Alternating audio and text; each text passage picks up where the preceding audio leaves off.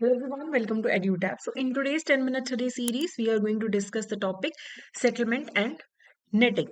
तो देखिए सबसे पहले नेट सेटलमेंट की बात करते हैं। मान लीजिए कि बैंक ए जो है it owes $1 million to bank B. Bank A ने $1 million देने हैं बी बैंक को, ठीक है, और बैंक बी का कोई पेंडिंग अमाउंट है, बैंक बी ने बैंक ए को $2 million देने हैं।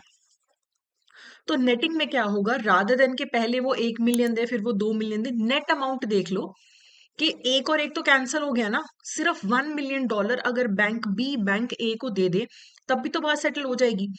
अगर मैंने आपको 10,000 रुपए देने हैं, आपने मुझे 15 देने हैं, तो नेट आप मुझे 5,000 ही दे दो, तो वो नेट सेटलमेंट हो जाती है। ठीक है, सिर्फ एक पेमेंट होगा $1 million का, इसे नेट सेटलमेंट बोलते हैं। ओके, ग्रॉस सेटलमेंट में क्या होगा, हर एक ट्रांजेक्शन होगी।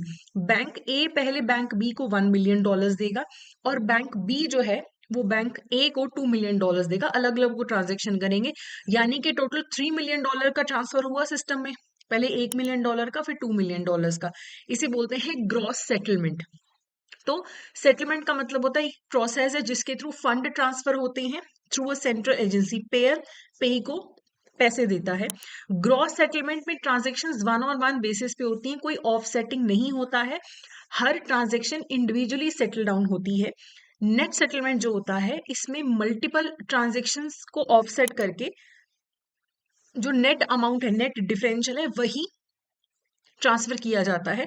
आरबीआई के पास अथॉरिटी है ये डिटर्मिन करने की कि जो सेटलमेंट होगा वो ग्रॉस सेटलमेंट होगा या नेट सेटलमेंट होगा।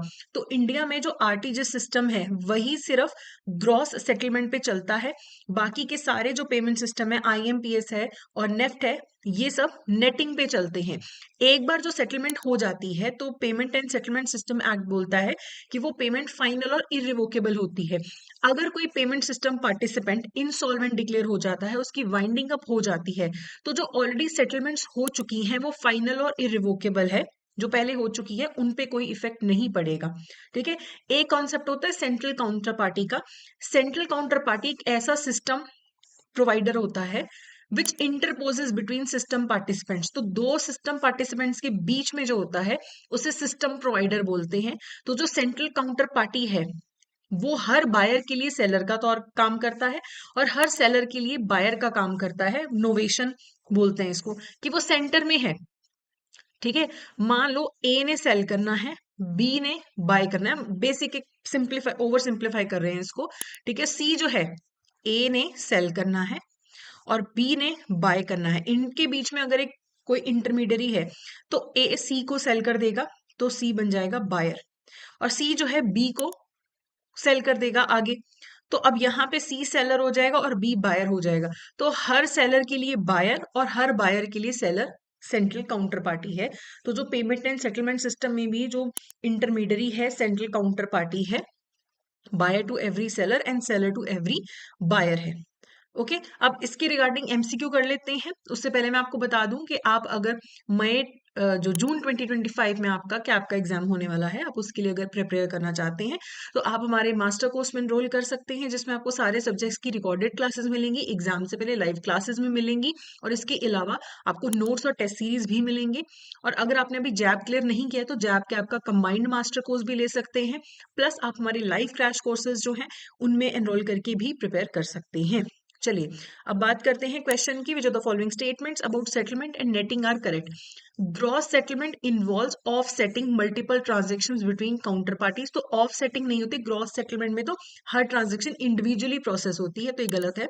Net settlement transfers only the net differential between transactions at predetermined times. तो नेट सेटलमेंट में बिल्कुल सही है कि नेट अमाउंट ही ट्रांसफर होता है, ये बिल्कुल सही है। RTGS operates on net settlement? No. RTGS का फुल फॉर्म क्या है? उसमें ग्रॉस सेटलमेंट आता है ना, रियल टाइम ग्रॉस सेटलमेंट, तो ये वाला स्टेटमेंट गलत हो गया। Okay, court orders related to insolvency do not affect settlement that have become final and irrevocable। तो ये बिल्कुल सही है, कोर्ट ऑर्डर से फर्क नहीं पड़ता, जो ऑलरेडी सेटलमेंट्स हो चुकी हैं वो हो चुकी हैं। तो सेकेंड एंड फोर्थ जो है यहाँ पे करेक्ट आंसर है, तो ए इज द करेक्ट आंसर। तो ये था हमारा आज का सेशन। इस सेशन का पीडीएफ आप हमारे टेलीग्राम चैनल से डाउनलोड कर सकते हैं, जिसका लिंक आपको डिस्क्रिप्शन में मिल जाएगा। So that's it for today, thank you so much.